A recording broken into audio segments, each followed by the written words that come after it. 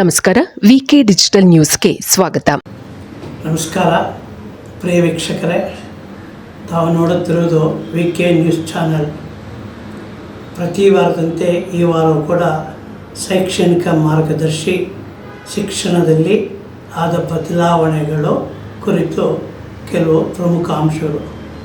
ಮೊಟ್ಟ ಮೊದಲನೇದಾಗಿ ನಮ್ಮ ಕರ್ನಾಟಕ ರಾಜ್ಯದಲ್ಲಿ 50 ತಾಲೂಕುಗಳಲ್ಲಿ ಕ್ಷೇತ್ರ ಶಿಕ್ಷಣಾಧಿಕಾರಿಗಳ BO ಕಚೇರಿಯೇ ಇಲ್ಲ. ಈ ಕಾರಣದಿಂದ ಶೈಕ್ಷಣಿಕ ಆಡಳಿತ ಪ್ರಗತಿಗೆ ಕುಂಠಿತವಾಗಿದೆ. 50 ತಾಲೂಕುಗಳಲ್ಲಿ ಶಿಕ್ಷಣಾಧಿಕಾರಿಗಳ ಕಚೇರಿ ಇಲ್ಲವೇ ಇಲ್ಲ. ಹಾಗೆ ಮತ್ತೊಂದು ವಿಷಯ, ಕಲ್ಯಾಣ ಕರ್ನಾಟಕ. ಈ 7 ಜಿಲ್ಲೆಗಳಲ್ಲಿ ಒಂದು ಜಿಲ್ಲೆಯನ್ನು ಹೊರತುಪಡಿಸಿ 6 ಜಿಲ್ಲೆಗಳಲ್ಲಿ SSLC ಫಲಿತಾಂಶ ಕೆಳಮಟ್ಟದಲ್ಲಿದೆ. ನಮ್ಮ ರಾಜ್ಯದ SLC ಫಲಿತಾಂಶದಲ್ಲಿ ಕೊನೆ ಸ್ಥಾನವನ್ನು ಕಲಬುರಗಿ ಪಡೆದಿದೆ. ಇದು ಕೂಡ ಶೈಕ್ಷಣಿಕವಾಗಿ ಹಿಂದುಳಿದ ಜಿಲ್ಲೆಯಾಗಿದೆ. ಇದರ ಬಗ್ಗೆ ಅಲ್ಲಿನ 6 ಜಿಲ್ಲೆಗಳಲ್ಲಿ ಇದರ ಒಂದು ಕೊರತೆ ಇದೆ. ಶೈಕ್ಷಣಿಕ ಗುಣಮಟ್ಟ ಕಾಪಾಡಬೇಕು. ಮತ್ತೊಂದು, ಕೆಲವು ಶಾಲೆಗಳಲ್ಲಿ ಶಿಕ್ಷಕರು, ಮುಖ್ಯೋಪಾಧ್ಯಾಯರು ಶಾಲೆಯ ವಿದ್ಯಾರ್ಥಿಗಳಿಂದ ಶಾಲೆಯ ಸ್ವಚ್ಛತೆಯನ್ನು, ಶೌಚಾಲಯವನ್ನು ಶುಚಿ ಮಾಡಿಸ್ತಾ ಇದ್ದಾರೆ. ಇದು ತಪ್ಪಾಗುತ್ತದೆ. ಯಾರು ಶಾಲೆಯಲ್ಲಿ ಮಕ್ಕಳಿಂದ ಶೌಚಾಲಯವನ್ನು ಶುಚಿ ಮಾಡಿಸ್ತಾ ಇದ್ದರೆ ಅವರ ಮೇಲೆ ಕಾನೂನು ಕ್ರಮ ಕೈಗೊಳ್ಳಲಾಗುತ್ತದೆ. ಮಕ್ಕಳಿಂದ ಈ ಕಾರ್ಯವನ್ನು ಮಾಡಿಸಬಾರದು. ಹಾಗೆ ನಮ್ಮ ರಾಜ್ಯದಲ್ಲಿ ಪ್ರಾಥಮಿಕ ಶಾಲೆಗಳಲ್ಲಿ ಶಿಕ್ಷಕರ ಕೊರತೆ ಇದೆ. ಸುಮಾರು 60,000 ಶಿಕ್ಷಕರ ಕೊರತೆ ಪ್ರಾಥಮಿಕ ಪ್ರೌಢಶಾಲೆಗಳಲ್ಲಿದೆ. ಇದನ್ನು ಸರಿದೂಗಿಸಲು ಮನವಿ. 20,000 ಶಿಕ್ಷಕರಿಗೆ, ಅತಿಥಿ ಶಿಕ್ಷಕರಿಗೆ ಸೇವಾ ಭದ್ರತೆ ಇಲ್ಲದಾಗಿದೆ. ಈ ಒಂದು ಸೇವಾ ಭದ್ರತೆಯನ್ನು ಶಿಕ್ಷಕರಿಗೆ ನೀಡಲು ಮನವಿ. ಹಾಗೆ 473 ಖಾಸಗಿ ಶಾಲೆಗಳಿಗೆ ಸರ್ಕಾರ ಅನುಮತಿಯನ್ನು ಕೊಟ್ಟಿದೆ. ಇದರಿಂದ ಸರ್ಕಾರಿ ಶಾಲೆಗಳಲ್ಲಿ ಮಕ್ಕಳ ದಾಖಲಾತಿ ಕಡಿಮೆ ಆಗುತ್ತಿದೆ. 5,472 ಸರ್ಕಾರಿ ಶಾಲೆಗಳು ನಮ್ಮಲ್ಲಿ ಕಾರ್ಯನಿರ್ವಹಿಸುತ್ತದೆ. ಈ ಒಂದು ಶಾಲೆಗಳಲ್ಲಿ ಶಿಕ್ಷಕರ ಕೊರತೆ ಇದೆ. 4,026 ಶಾಲೆಗಳಲ್ಲಿ ಈ ಒಂದು ಕಾಯಂ ಶಿಕ್ಷಕರೇ ಇಲ್ಲ. ಕೇವಲ 10 ವಿದ್ಯಾರ್ಥಿಗಳು ಮಾತ್ರ ಓದ್ತಾ ಇದ್ದಾರೆ. ವಿದ್ಯಾರ್ಥಿಗಳ ಸಂಖ್ಯೆ ಕೇವಲ 10 ಇದೆ. 4,265 ಶಾಲೆಗಳಲ್ಲಿ ವಿದ್ಯಾರ್ಥಿಗಳೇ ಇಲ್ಲ. ಕೇವಲ 10 ವಿದ್ಯಾರ್ಥಿಗಳು ಮಾತ್ರ ವ್ಯಾಸಂಗ ಮಾಡ್ತಾ ಇದ್ದಾರೆ. ಇದು ತೀರಾ ಅತ್ಯಂತ ದುಃಖಕರವಾದ್ದು. 6 ವರ್ಷದ 3,000 ಶಾಲೆಗಳಲ್ಲಿ 6,000 ಶಾಲೆಗಳಲ್ಲಿ ಈ ಒಂದು ಅನುಮತಿಯನ್ನು ನಮ್ಮ ರಾಜ್ಯ ಸರ್ಕಾರ ಕೊಡ್ತಾ ಇದೆ. ಈ ಅನುಮತಿ ನೀಡಿದ್ದರಿಂದ ಶಾಲೆಗಳಲ್ಲಿ ಮಕ್ಕಳ ದಾಖಲಾತಿ ಕಡಿಮೆಯಾಗುತ್ತದೆ. 2024ನೇ ಸಾಲಿನಲ್ಲಿ ಮಕ್ಕಳ ದಾಖಲಾತಿ 66.8% ಕುಸಿದಿದೆ. ಶಾಲೆಯಲ್ಲಿ ಮಕ್ಕಳ ದಾಖಲಾತಿ 66.8% ಕುಸಿತವಾಗಿದೆ. ಕಾರಣ, ಶಾಲೆಯಲ್ಲಿ ಮೂಲಭೂತ ಸೌಕರ್ಯವಿಲ್ಲ, ಕುಡಿಯುವ ನೀರಿಲ್ಲ, ಶೌಚಾಲಯವಿಲ್ಲ, ಗ್ರಂಥಾಲಯವಿಲ್ಲ, ಕಂಪ್ಯೂಟರ್ ಇದ್ದರೂ ಕೂಡ ಕಂಪ್ಯೂಟರ್ ಶಿಕ್ಷಕರಿಲ್ಲ, ಇಂಟರ್ನೆಟ್ ಸೌಲಭ್ಯವಿಲ್ಲ, ಪಾಠ ಮಾಡಲು ಶಿಕ್ಷಕರೇ ಇಲ್ಲ. ಸರ್ಕಾರಿ ಶಾಲೆಯ ಗುಣಮಟ್ಟ ಅತ್ಯಂತ ಕಡಿಮೆಯಾಗಿದೆ. ದಾಖಲಾತಿ ಕಡಿಮೆಯಾಗಿದೆ. ಸರ್ಕಾರ ಗುಣಮಟ್ಟದ ಶಿಕ್ಷಣ ಕೊಡಬೇಕಾದರೆ ಸರ್ಕಾರಿ ಶಾಲೆಗಳನ್ನು ಅಭಿವೃದ್ಧಿಪಡಿಸಬೇಕು, ನೇಮಕಾತಿಯನ್ನು ಮಾಡಬೇಕಾಗುತ್ತದೆ. ಇದರಿಂದ ಸರ್ಕಾರಿ ಶಾಲೆಯ ಗುಣಮಟ್ಟ ನಾವು ಕಾಪಾಡಿಕೊಳ್ಳಬಹುದು. ಮತ್ತೊಂದು ಸುದ್ದಿ, ಅದೇ ಹಳೆಯ ಸುದ್ದಿ. KPSC ಪರೀಕ್ಷೆಯಲ್ಲಿ ಉತ್ತರ ಪತ್ರಿಕೆಯಲ್ಲಿ ಗೋಲ್ಮಾಲ್ ಆಗಿದೆ ಮತ್ತು ಪರೀಕ್ಷೆಯಲ್ಲಿ ಅಕ್ರಮವಾಗಿದೆ. ಆ ಪ್ರಶ್ನೆಗಳ ವ್ಯಾಕರಣದಲ್ಲಿ ಕನ್ನಡದಲ್ಲಿ ಅಕ್ರಮವಾಗಿದೆ, ಪ್ರಶ್ನೆ ಪತ್ರಿಕೆ ಸೋರಿಕೆಯಾಗಿದೆ ಎಂಬ ಆಪಾದನೆಗಳು ಕೇಳಿ ಬರ್ತಾ ಇದೆ. ಇದು ಕೂಡ ಸಂಬಂಧಪಟ್ಟ ಅಧಿಕಾರಿಗಳು ಸ್ಪಷ್ಟವಾದ ಉತ್ತರವನ್ನು ನೀಡುತ್ತಿಲ್ಲ. ಇದು ಕೂಡ ತುಂಬ ಅನ್ಯಾಯ. ಹಾಗೆ ICSE ಪರೀಕ್ಷೆಯಲ್ಲಿ ನಮ್ಮ ರಾಜ್ಯ ಕರ್ನಾಟಕ ರಾಜ್ಯ 10ನೇ ಮತ್ತು 12ನೇ ತರಗತಿಯಲ್ಲಿ 99% ಫಲಿತಾಂಶವನ್ನು ಪಡೆದಿದೆ. ಇದು ಕೂಡ ತುಂಬ ಸಂತೋಷವಾಗಿದೆ. ನಮ್ಮ ಮಕ್ಕಳು 10 ಮತ್ತು 12ನೇ ತರಗತಿಯಲ್ಲಿ 99% ಒಂದು ಫಲಿತಾಂಶ ಗಳಿಸಿದರೆ ಎಲ್ಲರಿಗೂ ಅಭಿನಂದನೆಗಳನ್ನು ನಾವು ಸಲ್ಲಿಸಲೇಬೇಕು. ಮತ್ತೊಂದು ಆಪಾದನೆ ಇದೆ. ವೈದ್ಯಕೀಯ ಮಂಡಳಿಯು ವೈದ್ಯಕೀಯ ವಿದ್ಯಾರ್ಥಿಗಳಿಗೆ ಪ್ಯಾರಾಮೆಡಿಕಲ್ ಅವ್ರಿಗೆ ಕೊಡ್ತಕ್ಕಂಥ ಅಂಕಪಟ್ಟಿ ಮತ್ತು ಮಾರ್ಕ್ಸ್ ಕಾರ್ಡ್ ಆ ಪ್ರಮಾಣ ಪತ್ರದಲ್ಲಿ ಗೋಲ್ಮಾಲಾಗಿ ಕೋಟ್ಯಾಂತರ ರೂಪಾಯಿ ಅದರಿಂದ ನಷ್ಟವಾಗ್ತಾ ಇದೆ ಎಂದು ಆಪಾದನೆ ಮಾಡಲಾಗಿದೆ. ವೈದ್ಯಕೀಯ ಮಂಡಳಿ ನೀಡ್ತಕ್ಕಂಥ ಮಾರ್ಕ್ಸ್ ಕಾರ್ಡು ಮತ್ತು ಸರ್ಟಿಫಿಕೇಟ್ ಇದ್ರೂ ಕೂಡ ಈ ಒಂದು ದುಬಾರಿಯಾಗಿ ಅಕ್ರಮಕ್ಕೆ ದಾರಿಯಾಗಿದೆ ಅಂತ ಒಂದು ಆಪಾದನೆ ಇದೆ. ಇದು ಕೂಡ ತುಂಬ ಶೋಚನೀಯವಾಗಿದೆ. SLC ಫಲಿತಾಂಶ BBMP ಶಾಲೆಯಲ್ಲಿ 13% ಕುಸಿದಿದೆ. 13% ಬೆಂಗಳೂರು ಮಹಾನಗರ ಪಾಲಿಕೆ SLC ಫಲಿತಾಂಶ ಕುಸಿತವಾಗಿದೆ. 55.78 ವಿದ್ಯಾರ್ಥಿಗಳು ಉತ್ತೀರ್ಣರಾಗಿದ್ದಾರೆ ಬೆಂಗಳೂರು ಮಹಾನಗರ ಪಾಲಿಕೆಯ ಪ್ರೌಢಶಾಲೆಯಲ್ಲಿ. 100ಕ್ಕೆ 100 ಅಂಕ ಪಡೆದವರು ನಮ್ಮಲ್ಲಿ ಬಸವನಗುಡಿಯ BBMP ಪ್ರೌಢಶಾಲೆ, ಅಲ್ಲಿರ್ತಕ್ಕಂಥ ಎಲ್ಲ ವಿದ್ಯಾರ್ಥಿಗಳು ಉತ್ತೀರ್ಣರಾಗಿದ್ದಾರೆ. ಕಾಕ್ಸ್ಟೋನ್ BBMP ಪ್ರೌಢಶಾಲೆಯಲ್ಲಿ 0 ಫಲಿತಾಂಶ ಬಂದಿದೆ. ಇದು ಕೂಡ ದುಃಖ.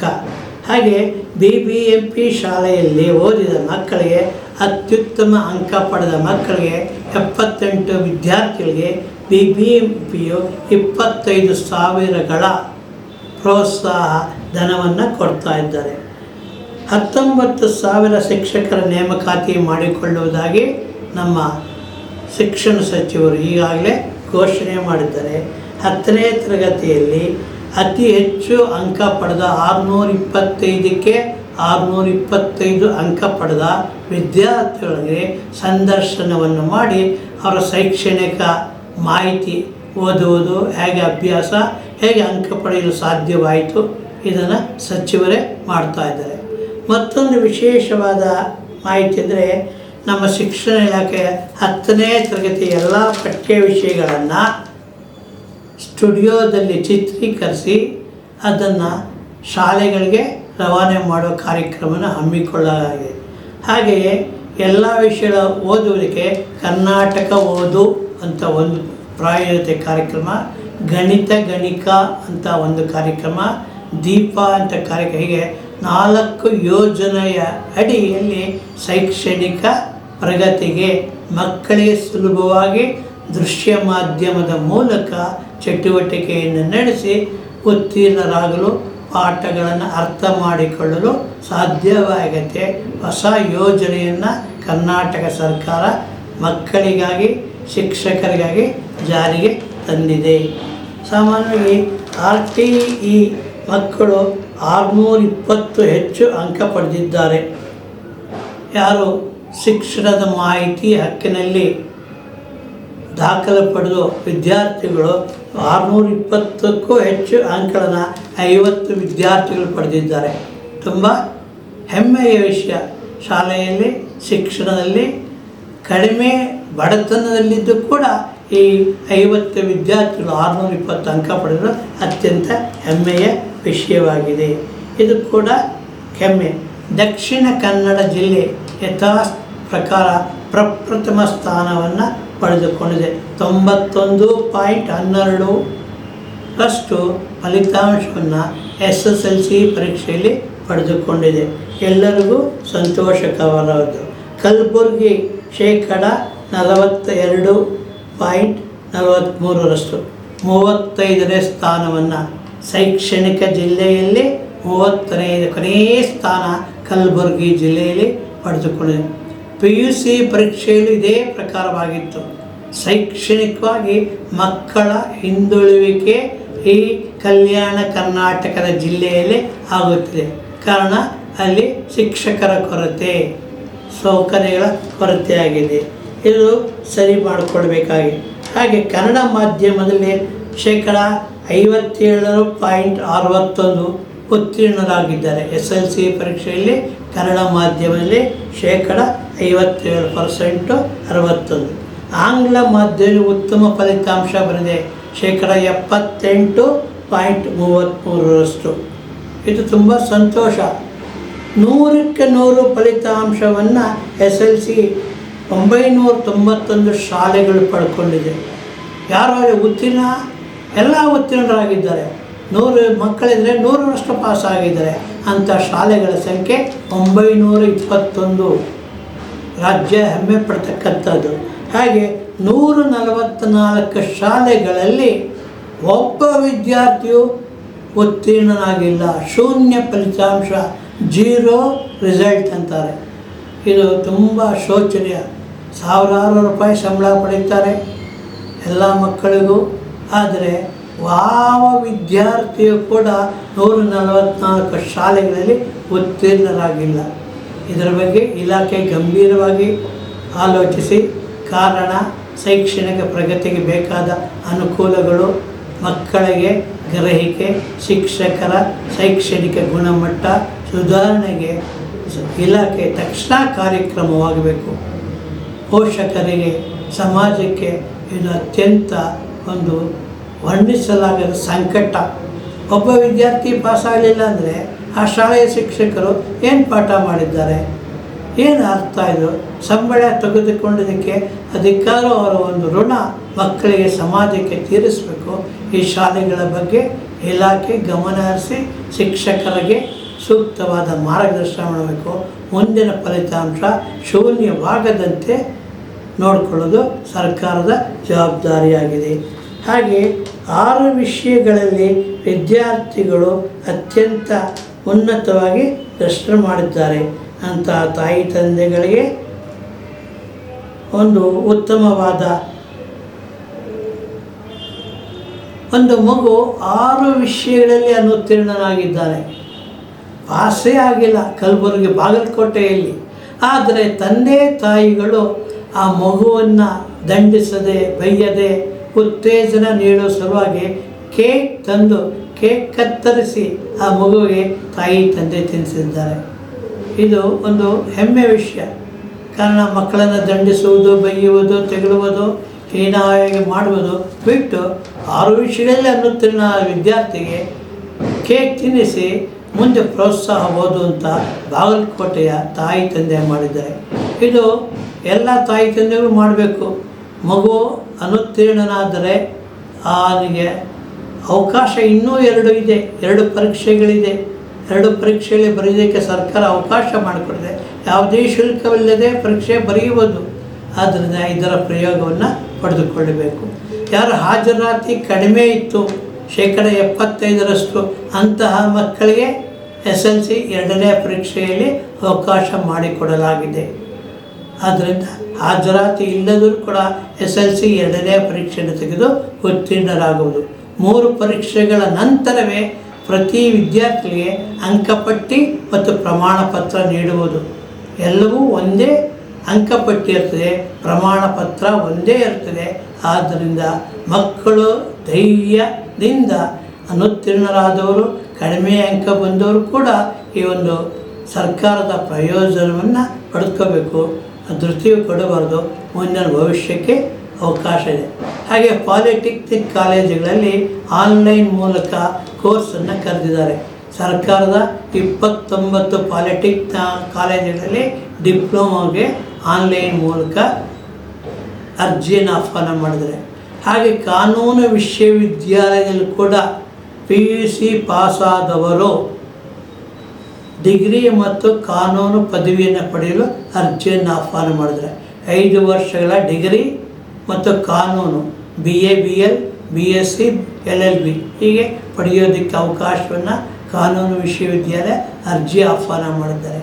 ಕರ್ನಾಟಕದಲ್ಲಿ ಸಂಸ್ಕೃತದಲ್ಲಿ BA BSc ಪದವಿಯನ್ನು ಸಂಸ್ಕೃತ ವಿಶ್ವವಿದ್ಯಾಲಯ ಕರ್ನಾಟಕದ ಬೆಂಗಳೂರಿನಲ್ಲಿರ್ತಕ್ಕಂಥ ಚಾಮರಾಜಪೇಟೆಯ ಪಂಪ ಮಹಾಕವಿ ರಸ್ತೆಯಲ್ಲಿ ಈ ಸಂಸ್ಕೃತ ವಿಶ್ವವಿದ್ಯಾಲಯದಲ್ಲಿ ಸಂಸ್ಕೃತದಲ್ಲಿ BA BSc ಪದವಿಯನ್ನು ಪಡೆಯಲು ಅರ್ಜಿಯನ್ನು ಆಹ್ವಾನ ಮಾಡಿರ್ತಾರೆ.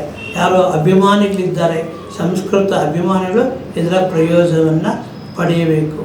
ಹಾಗೆ ನಮ್ಮಲ್ಲಿ ಭಾಷಾ ವಿಷಯದಲ್ಲಿ ತುಂಬ ಗೊಂದಲವಿದೆ. ಕರ್ನಾಟಕದಲ್ಲಿ ಕನ್ನಡವೇ ಮಾತೃಭಾಷೆಯಾಗಿದೆ. ಆದರೆ ಗಡಿ ಪ್ರದೇಶದ ಶಾಲೆಗಳಲ್ಲಿ ಕನ್ನಡ ಮಾತನಾಡುವ ವಿದ್ಯಾರ್ಥಿಗಳು ಕೂಡ 22,000ಕ್ಕೂ ಹೆಚ್ಚು ಮಕ್ಕಳು ಕನ್ನಡ ಭಾಷೆಯಲ್ಲಿ ಅನುತ್ತೀರ್ಣರಾಗಿದ್ದಾರೆ. ಇದು ಶೋಚನೀಯ. ಕರ್ನಾಟಕದಲ್ಲಿ ಕನ್ನಡವನ್ನೇ ಓದುವ, ಕನ್ನಡದಲ್ಲೇ ಇರತಕ್ಕಂಥ ಮಕ್ಕಳು SLC ಪರೀಕ್ಷೆಯಲ್ಲಿ 22,000 ವಿದ್ಯಾರ್ಥಿಗಳು ಕನ್ನಡದಲ್ಲಿ ಅನುತ್ತೀರ್ಣರಾಗಿರೋದು ತುಂಬ ದುಃಖ. ಕಾರಣ, ಕನ್ನಡ ಶಿಕ್ಷಕರು ನೇಮಕವಾಗಿಲ್ಲ. ಸರ್ಕಾರ ಮತ್ತು ಅನುದಾನಿತ ಶಾಲೆಗಳಲ್ಲಿ ಕನ್ನಡ ಬೋಧಿಸುವ ಶಿಕ್ಷಕರೇ ಅನುಮೋದನೆಯಾಗಿಲ್ಲ. ಇದು ಬಹಳ ವರ್ಷಗಳಿಂದ ಇದೆ. ಗಡಿ ಪ್ರದೇಶದ ಶಾಲೆಗಳಲ್ಲಿ ಕನ್ನಡದ ಮಾಧ್ಯಮದ ವಿದ್ಯಾರ್ಥಿಗಳು ಓದುವ ಸಂಖ್ಯೆ ಬಹಳ ಕಡಿಮೆ. ಸರ್ಕಾರ ಕಾರ್ಯಕ್ರಮ ಹಮ್ಮಿಕೊಂಡರೂ ಕೂಡ ಕನ್ನಡ ಶಿಕ್ಷಕರ ಕೊರತೆ ಇದೆ. SLCಯಲ್ಲಿ 22,000 ಕನ್ನಡ ವಿಷಯದಲ್ಲಿ ಅನುತ್ತೀರ್ಣರಾಗಿರೋದು ತುಂಬ ಶೋಚನೀಯ. ಮುಂಚೆ ಸರ್ಕಾರ ಈ ಗಡಿ ಪ್ರದೇಶದ ಶಾಲೆಗಳಿಗೆ ವಿಷಯ ಬೋಧಕರ ಶಿಕ್ಷಕರನ್ನ ನೇಮಕ ಮಾಡಬೇಕು. ಯಾವುದಕ್ಕೂ ಪಠ್ಯಪುಸ್ತಕಗಳನ್ನು ಸರಿಯಾದ ಸಮಯಕ್ಕೆ ಅಲ್ಲಿ ತಲುಪಿಸಬೇಕು. ಈಗಲೂ ಕೂಡ ಸಮಸ್ಯೆ, ಪಠ್ಯಪುಸ್ತಕಗಳೇ ಅಲ್ಲಿ ಹೋಗ್ತಾ ಇಲ್ಲ. ಇಲ್ಲಿ ಸರ್ಕಾರ ಹೇಳುತ್ತೆ ಶಾಲೆ ಆರಂಭಕ್ಕೆ ಮುಂಚೆ ನಾವು ಪಠ್ಯಪುಸ್ತಕ ಕೊಡ್ತೀವಿ ಅಂತ. ಆದರೆ ಇದುವರೆಗೂ ಸಹ ಈ ಒಂದು ಪಠ್ಯಪುಸ್ತಕಗಳ ರವಾನೆ ಗಡಿ ಪ್ರದೇಶ ಶಾಲೆಗಳಿಗೆ ಆಗಿಲ್ಲ. ತುಂಬ ದುಃಖಕರ. ಅದರಿಂದ ಸರ್ಕಾರ ಈ ಒಂದು ಗಡಿ ಪ್ರದೇಶ ಶಾಲೆಗಳಿಗೆ ಹೆಚ್ಚು ಅನುಕೂಲವನ್ನು ಕಲ್ಪಿಸಬೇಕು. ಸರ್ಕಾರದಲ್ಲಿ ಶಿಕ್ಷಣದಲ್ಲಿ ತುಂಬ ಮಾರ್ಪಾಟಾಗ್ತಾ ಇದೆ. ಈ ಮಾರ್ಪಾಟನ್ನು ಗಮನಿಸಿ ಈ ಒಂದು ಉದಾಹರಣೆಗೆ ಮುಂದಿನ ಶೈಕ್ಷಣಿಕ ವರ್ಷದಿಂದ LKG ಪ್ರವೇಶ ಪಡೆಯಬೇಕಾದ್ರೆ 4 ವರ್ಷ ಪೂರ್ಣವಾಗಿರಬೇಕು. UKG ಪ್ರವೇಶಕ್ಕೆ 5 ವರ್ಷ ಪೂರ್ಣವಾಗಿರಬೇಕು. 1ನೇ ತರಗತಿಗೆ 6 ವರ್ಷ ಪೂರ್ಣವಾಗಿರಬೇಕು. ಈ ಒಂದು ನಿಯಮವನ್ನು ಕಟ್ಟುನಿಟ್ಟಾಗಿ ಪಾಲಿಸಲು ಸರ್ಕಾರ BEO ಕ್ಷೇತ್ರ ಶಿಕ್ಷಣಾಧಿಕಾರಿಗಳು ಮತ್ತು ಆ ಶಾಲೆಯ ಮುಖ್ಯಸ್ಥರಿಗೆ ಒಂದು ಸೂಚನೆಯನ್ನು ಕೊಟ್ಟಿದೆ. 4 ವರ್ಷ LKGಗೆ, UKGಗೆ 5 ವರ್ಷ ಆಗಿರಬೇಕು. ಕಡ್ಡಾಯವಾಗಿ ಪಾಲನೆ ಮಾಡಬೇಕು. ನಮ್ಮ ರಾಜ್ಯದಲ್ಲಿ ಅನೇಕ ಅನಧಿಕೃತ ಶಾಲೆಗಳು ಈಗಲೂ ಕಾರ್ಯನಿರ್ವಹಿಸ್ತಾ ಇದೆ. ಅನಧಿಕೃತ ಶಾಲೆಗಳನ್ನು ದಾಖಲಾತಿ ಮಾಡಬಾರ್ದು. ತಮ್ಮ ಮಕ್ಕಳನ್ನು ಶಾಲೆಯ ಒಂದು ದಾಖಲಾತಿ ಮಾಡುವ ಶಾಲೆಯ ಒಂದು ಮಾನ್ಯತೆ ಇದೆಯಾ, ಆ ಶಾಲೆಯಲ್ಲಿ ಯಾವ ಮಾಧ್ಯಮದಲ್ಲಿ ಬೋಧನೆ ಮಾಡ್ತಾ ಇದ್ದಾರೆ, ಆ ಪಠ್ಯವಸ್ತು ರಾಜ್ಯದ ಪಠ್ಯಕ್ರಮ ಕೇಂದ್ರ ಪಠ್ಯಕ್ರಮ ನೋಡಿ ದಾಖಲಿಸಬೇಕು. ಮಕ್ಕಳ ಒಂದು ಭವಿಷ್ಯಕ್ಕೆ ಮಾರಕ ಈ ಅನಧಿಕೃತ ಶಾಲೆಗಳು. ಸರ್ಕಾರ ಕಡಿವಾಣ ಹಾಕಿದರೂ ಕೂಡ ಅಲ್ಲಲ್ಲಿ ನಾಯಿ ಕೊಡೆಯಂತೆ ಅನಧಿಕೃತ ಶಾಲೆಗಳಿದೆ. ಇದರ ಪೋಷಕರು ಎಚ್ಚರ ವಹಿಸಬೇಕು. ಶಾಲೆಗಳಲ್ಲಿ ಮಕ್ಕಳನ್ನು ದಾಖಲು ಮಾಡುವಾಗ ಇದು ಅತ್ಯಂತ ಒಂದು ಸರ್ಕಾರದ ಮತ್ತು ನಮ್ಮ ಶಿಕ್ಷಕ ಸಂಘ ಇದನ್ನು ಪ್ರಾರ್ಥನೆ ಮಾಡಿದ. ಅನಧಿಕೃತ ಶಾಲೆಗಳಿಗೆ ಮಕ್ಕಳನ್ನು ಸೇರಿಸಬೇಡಿ. ಸರ್ಕಾರದ ಎಲ್ಲ ಶಾಲೆಗಳ ಕರೆಂಟ್ ಬಿಲ್, ವಿದ್ಯುತ್ ಹಣವನ್ನು ಸರ್ಕಾರವೇ ಭರಿಸಿದೆ. ಯಾವ ಸರ್ಕಾರಿ ಶಾಲೆಯೂ ಕೂಡ ಕರೆಂಟ್ ಬಿಲ್, ವಿದ್ಯುತ್ ಬಿಲ್ಲನ್ನು ಕಟ್ಟುವ ಹಾಗಿಲ್ಲ. ಇದು ಅತ್ಯಂತ ಹೆಮ್ಮೆ. ಎಷ್ಟೋ ಶಾಲೆಗಳಲ್ಲಿ ಕರೆಂಟ್ ಬಿಲ್ಲು ಬಾಕಿ ಇದೆ. ಇದನ್ನು ಸರ್ಕಾರವೇ ಪಾವತಿಸಿದೆ. ಎಲ್ಲ ಸರ್ಕಾರಿ ಶಾಲೆಯ ಮುಖ್ಯೋಪಾಧ್ಯಾಯರು ಇದನ್ನು ಗಮನಿಸಿ ವಿದ್ಯುತ್ ಬಿಲ್ ಕಟ್ಟುವುದನ್ನು ನಿಲ್ಲಿಸಿದ್ದಾರೆ. ಸರ್ಕಾರ ದಯವಿಟ್ಟು ಗಮನಿಸಿ. ರಾಜ್ಯದಲ್ಲಿ ಹೆಚ್ಚು ಭಾಳ ವಿದ್ಯಾರ್ಥಿಗಳು ಇನ್ನೂ ಇದ್ದಾರೆ. SLC ನೋಂದಣಿಗೆ ಅವಕಾಶವಿದೆ. ಯಾರು ಕಡಿಮೆ ಅಂಕ ಬರೆದಿದ್ದಾರೆ ಅವರ ಪರೀಕ್ಷೆಗೆ ಅವಕಾಶವಿದೆ. 10ರ ತನಕ ಹಾಜರಾತಿ ಇಲ್ಲದವರು 2ನೇ ಅವಧಿಯ 2ನೇ SLC ಪರೀಕ್ಷೆಗೆ ಹಾಜರು ಪಡೆಯಬಹುದು. ನೀಟ್ ಪರೀಕ್ಷೆಯಲ್ಲಿ ಒಂದು ದುಃಖ, ಕಲಬುರಗಿಯ ವಿದ್ಯಾರ್ಥಿಗೆ ಜನ್ಯವಾರವನ್ನು ತೆಗೆಸಿ ನೀಟ್ ಪರೀಕ್ಷೆಯನ್ನು ಬರೆಯಲು ಅವಕಾಶ ಮಾಡಿಕೊಟ್ಟಿದ್ದಾರೆ. ಇದನ್ನು ಖಂಡಿಸಿ ಅನೇಕರು ಪ್ರತಿಭಟನೆ ಮಾಡಿದ್ದಾರೆ. ಹಾಗೆ ಯಾರು ಆ ಜನ್ಯವಾರವನ್ನು ತೆಗೆಸಿದ ಅಧಿಕಾರಿಗಳು ಇಬ್ಬರನ್ನು ಸಸ್ಪೆಂಡ್ ಮಾಡಿದ್ದಾರೆ. ಇದು ಸಾಮಾನ್ಯವಾಗಿ ಪ್ರವೇಶ ಪರೀಕ್ಷೆಗಳಲ್ಲಿ ವಸ್ತ್ರ ಸಂಹಿತೆ ಅಂತ ಇದೆ. ಇದು ಇಡೀ ರಾಜ್ಯಕ್ಕೆ ಒಂದೇ ಒಂದು ಕಡೆ ಪರೀಕ್ಷಾ ಕೇಂದ್ರ ಆಗಿದೆ. ಜನಿವಾರವನ್ನು ತೆಗೆಸಿದ್ದು ನೀಟ್ ಪರೀಕ್ಷೆ ಬರೆಯಲು ಅವಕಾಶ. ತುಂಬ ಇದು ಆಗಬಾರದು. ಧಾರ್ಮಿಕತೆಗೆ, ಧಾರ್ಮಿಕ ಭಾವನೆ ಧಕ್ಕೆ ತರುವ ಈ ಪರೀಕ್ಷಾ ಸಿಬ್ಬಂದಿಗಳಿಗೆ ಸೂಕ್ತವಾದ ಒಂದು ಕಾನೂನಿನ ಮಾಹಿತಿ ಕೊಡಬೇಕು. ಮಕ್ಕಳಿಗೆ ಆ ಒಂದು ನೋವು ಆಗಬಾರದು. ಧರ್ಮದಲ್ಲಿರ್ತಕ್ಕಂಥ ನಂಬಿಕೆ ಅವರಿಗೆ ಅಳಿಸಿ ಹೋಗಬಾರದು. ಇದನ್ನು ಸರ್ಕಾರ ಎಚ್ಚೆತ್ತುಕೊಳ್ಳಬೇಕು. ಸರ್ಕಾರ ನಮ್ಮ ದೇಶದಲ್ಲಿ ಅನೇಕ ಮಾಹಿತಿಗಳು ಹೊರಬರ್ತಾಯಿದೆ. ಈ ಮಾಹಿತಿಗಳ ಪ್ರಕಾರ ಅನೇಕ ಬದಲಾವಣೆಗಳು ಆಗ್ತಾಯಿದೆ.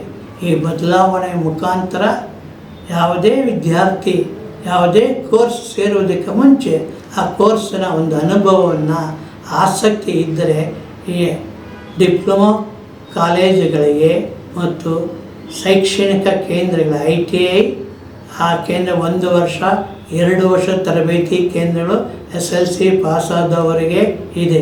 ಹೆಣ್ಣು ಮಕ್ಕಳಿಗೂ ಸಹಿತ ವಿವಿಧ ಕೋರ್ಸುಗಳು ಸಿಗುತ್ತದೆ. ಇದನ್ನು ಅರಿತು ಆಸಕ್ತಿ ಇರೋರು, ಹೆಚ್ಚು ಓದಲಾಗದವರು SLC ನಂತರ ITI ಮತ್ತು ಡಿಪ್ಲೊಮಾ ಜೊತೆಗೆ ಸೇರಿಕೊಂಡು ಅದರ ಒಂದು ಲಾಭವನ್ನು ಪಡೆಯುವುದು. ಆನ್ಲೈನ್ ಮೂಲಕ ಈಗಾಗಲೇ ಅರ್ಜಿಯನ್ನು ಕರೆದಿದ್ದಾರೆ. ಯಾರು ವಿದ್ಯಾರ್ಥಿಗಳು ಆಸಕ್ತಿ ಇದೆ ಆನ್ಲೈನ್ ಮೂಲಕ ಅರ್ಜಿಯನ್ನು ತುಂಬಿಸಿ ತಮಗಿಷ್ಟವಾದ ಒಂದು ಕೋರ್ಸನ್ನು ಮಾಡಬಹುದು. ಆದ್ದರಿಂದ ಪ್ರತಿಯೊಬ್ಬ ತಾಯಿ ತಂದೆ ಕೂಡ ಈ ಶಿಕ್ಷಣದಲ್ಲಿ ಆಗ್ತಕ್ಕಂಥ ಬದಲಾವಣೆಗಳು ಮತ್ತು ಅದರ ಮಾಹಿತಿಯನ್ನು ಮಕ್ಕಳಿಗೆ ತಿಳಿಸಿ, ಮಗುವಿಗೆ ಯಾವ ವಿಷಯದಲ್ಲಿ ಆಸಕ್ತಿ ಇದೆ ಅದರ ಬಗ್ಗೆ ಅವರಿಗೆ ಗಮನ ಹರಿಸಿ ಆ ಒಂದು ವಿದ್ಯಾಭ್ಯಾಸವನ್ನು ಕೊಡಿಸಬೇಕು. ಎಲ್ಲರೂ ವಿದ್ಯೆ ಕಲಿತಾಗಲೇ ದೇಶ ಪ್ರಗತಿ. ಒಂದು ದೇಶದ ಅಭಿವೃದ್ಧಿಯಾಗುವುದು ಆ ದೇಶದ ವಿದ್ಯಾವಂತರ ಮೇಲೆ. ಹೆಚ್ಚು ಜನ ವಿದ್ಯಾವಂತರಾದರೆ ದೇಶ ಪ್ರಗತಿ ಆಗುತ್ತೆ. ಭಾರತ ಅತ್ಯಂತ ಯುವ ಶಕ್ತಿಯನ್ನು ಕೊಡಿರ್ತಕ್ಕಂಥ ದೇಶ.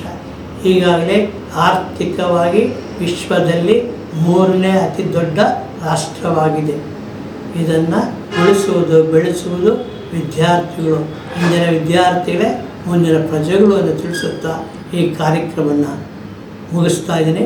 ಮುಂದಿನ ಕಾರ್ಯಕ್ರಮದಲ್ಲಿ ಪ್ರತಿ ಒಂದು ಡಿಪ್ಲೊಮಾ ಅಥವಾ ಶೈಕ್ಷಣಿಕ ವಿಷಯಗಳ ಮಾಹಿತಿಯನ್ನು ತಿಳಿಸುತ್ತಾ ಯಾವ ಯಾವ ಕೋರ್ಸ್ಗಳಲ್ಲಿ ಎಷ್ಟು ಅವಧಿಯ ಶಿಕ್ಷಣ ಸಿಗುತ್ತದೆ, ಅದರ ಶುಲ್ಕ, ಆ ಕಾಲೇಜುಗಳು ಎಲ್ಲಿದೆ ಎಂಬುದನ್ನು ತಿಳಿಸುತ್ತಾ ಈ ಒಂದು ಕಾರ್ಯಕ್ರಮ ಮುಂದೆ ಕೂಡ ಸದಾ ವೀಕ್ಷಿಸಿ. ಈ ಕಾರ್ಯಕ್ರಮ ವೀಕ್ಷಿಸಿದ ಪ್ರತಿಯೊಬ್ಬರು ಕೂಡ ತಮ್ಮ ಬಂಧುಗಳಿಗೆ, ನೆರೆಹೊರೆಯವರಿಗೆ, ಸಹಪಾಠಿಗೆ ತಿಳಿಸಿ ಯಶಸ್ವಿಯಾಗಬೇಕು.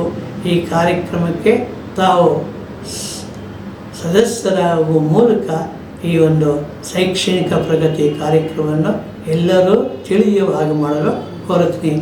ಇಂತಿ ನಮಸ್ಕಾರಗಳು. ದೇಶ ವಿದೇಶಗಳಿಗೆ ಹಾಗೂ ಪ್ರೇಕ್ಷಣೀಯ ಸ್ಥಳಗಳಿಗೆ ಅತ್ಯುತ್ತಮವಾದ ಟ್ರಾವೆಲ್ಸ್ ಅಂದರೆ ಅದು Vikram travels and resort India private limited. ಹೆಚ್ಚಿನ ಮಾಹಿತಿಗಾಗಿ ಸಂಪರ್ಕಿಸಿ 9611375852, 9880725851, 08023461222 ಹಾಗೂ 23462660. ಇದು ಈವರೆಗಿನ ಸುದ್ದಿಗಳು. ಮತ್ತಷ್ಟು ಸುದ್ದಿಗಳಿಗಾಗಿ ನೋಡ್ತಾ ಇರಿ VK ಡಿಜಿಟಲ್ ನ್ಯೂಸ್. ವೀಕ್ಷಕರೇ, VK digital news YouTube channel ಅನ್ನು ಲೈಕ್ ಮಾಡಿ, ಸಬ್ಸ್ಕ್ರೈಬ್ ಮಾಡಿ ಮತ್ತು ಹೆಚ್ಚಿನ ಜನರಿಗೆ ಶೇರ್ ಮಾಡಿ.